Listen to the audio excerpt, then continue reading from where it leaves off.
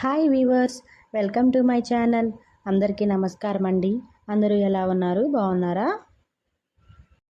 ఈరోజు ఈ వీడియోలో ఒక మంచి వెయిట్ గెయిన్ రెసిపీ చూపిస్తున్నాను పిల్లలకి. ఇది మనం 7 months బేబీస్ నుంచి ఎవరికైనా ఫీడ్ చేయొచ్చు. ఇది మార్నింగ్ పూట పెట్టాము అంటే పిల్లలు చాలా యాక్టివ్గా ఉంటారు. అన్ని డ్రై ఫ్రూట్స్తో చేసాం కాబట్టి హెల్త్కి చాలా మంచిది. సో ఒకసారి ఎలా చేశానో ప్రిపేర్ చేసి చూపిస్తాను. నచ్చితే మీరు ఫాలో అవ్వండి. నేను 2 ఎండు ఖర్జూరం తీసుకున్నానండి. ఈ 2 ఎండు ఖర్జూరము తొక్క తీసేసి పైన లోపల గింజ తీసేసి మనం సోక్ చేసి పెట్టుకోవాలి. ఇంకా 3 బాదం పప్పులు తీసుకున్నాను. ఇంకా కిస్మిస్ తీసుకున్నాను, రైజిన్స్.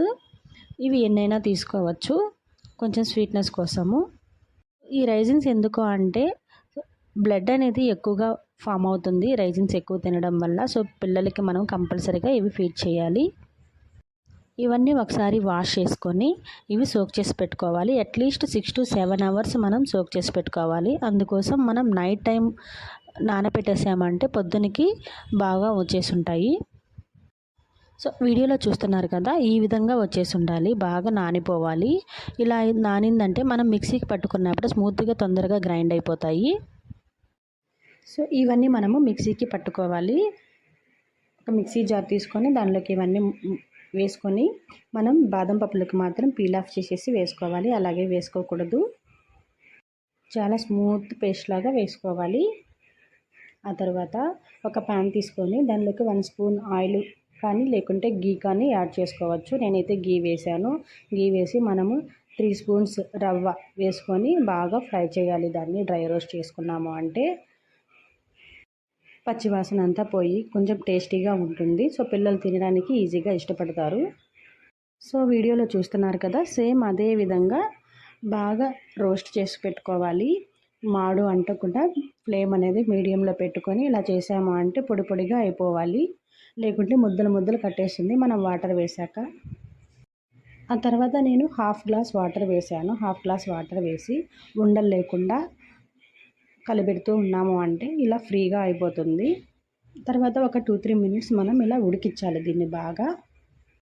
ఇది బాగా ఉడికిన తర్వాత మనం ఆల్రెడీ మిక్సీకి పట్టుకున్నాం కదా పేస్టు, డ్రై ఫ్రూట్స్ పేస్టు, ఆ పేస్ట్ని మనం దీనిలోకి తీసుకొచ్చి వేసుకోవాలి. వేసుకునేటప్పుడు లమ్స్ ఏమీ క్రియేట్ కాకుండా ఉండలు కట్టకుండా మనం స్పూన్తో కలబెడుతూ ఇలా వేసాము అంటే తొందరగా ఉడికిపోతుంది. వేసిన వెంటనే అలా వదిలేయకుండా కలుపుతూ ఉండండి. ఎందుకంటే పేస్ట్ వేసాం కాబట్టి తొందరగా ఉండలు కడుతుంది. సో కలుపుతూ ఉన్నామంటే అలా ఫ్రీగా ఉంటుంది. కొంచెం బాగా కుక్ అవుతూ ఉంటుంది. ఈ టైంలో మనం మీడియం ఫ్లేమ్లో పెట్టుకొని దీన్ని ఉడికించాలి. కొంచెం దగ్గర పడింది అనుకున్నప్పుడు టేస్ట్ కోసం కొంచెం బెల్లం పొడి అయినా యాడ్ చేసుకోవచ్చు, లేకుంటే డేట్ సిరప్ ఉన్నా యాడ్ చేసుకోవచ్చు. నేనైతే బెల్లం పొడి యాడ్ చేశాను. బెల్లం పొడి యాడ్ చేసిన తర్వాత ఒక 2 నిమిషాలు తిప్పుతూ ఒక 2 నిమిషాలు ఉడకబెట్టాము అంటే ఇంకా బాగా దగ్గరికి వచ్చేస్తుంది. సో ఆ దగ్గరగా వచ్చినప్పుడు మనం తీసి పక్కన పెట్టేసుకోవాలి. ఫీడింగ్ బౌల్లోకి మార్చుకున్న తర్వాత కావాలంటే కాచి చల్లార్చిన పాలు వేసుకోవచ్చు. నేనైతే బిలో 1 year బేబీకి పెడుతున్నాను కాబట్టి నేను పాలు ఏమీ యాడ్ చేయడం లేదు. 1 year అబో పిల్లలకైతే పాలు యాడ్ చేసుకోవచ్చు. అంతే అండి. ఇది చల్లారిన తర్వాత మనం పిల్లలకి ఫీడ్ చేయడమేను. మార్నింగ్ బ్రేక్ఫాస్ట్ టైంలో ఇది పెట్టాము అంటే 8 to 9 ఆ టైంలో. సో పిల్లలు తిని కొంచెం హాయిగా ఆడుకొని నిద్రపోతారు.